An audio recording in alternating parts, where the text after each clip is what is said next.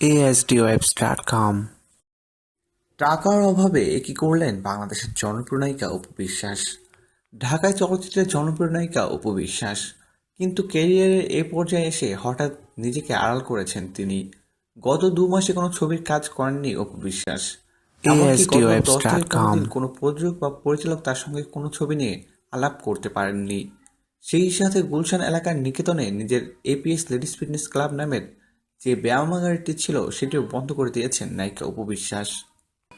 গত মে মাসের 31 তারিখে কোনো ধরনের ঘোষণা ছাড়াই বন্ধ করে দিয়েছেন সেই ব্যায়ামাগার। তবে এর আগে পরিশোধ করে দিয়েছেন কর্মচারীদের পাওনা। এ ব্যাপারে অপু বিশ্বাসের মামা স্বপন কুমার বলেন, সপ্তাহখানেক আগেও আমি অপুর বাসায় গিয়েছিলাম। তখন কথা প্রসঙ্গে জানতে পারি তার জিমের ব্যবসাটি ভালো যাচ্ছিল না। কোনো ব্যবসা ভালো না চললে তা চালিয়ে ASDWebs.com। নেওয়ার কোনো মানেই হয় না। মূলত ব্যবসায় ধারাবাহিক লসের জন্যই জিমটি বন্ধ করে দিয়েছিলেন সে। তবে অনেকেই বলাবলি করছেন টাকার অভাবেই নাকি নায়িকা অপু বিশ্বাস ব্যায়ামাগারটি বন্ধ করে দিয়েছেন। প্রিয় দর্শক, ধন্যবাদ ভিডিওটি দেখার জন্য।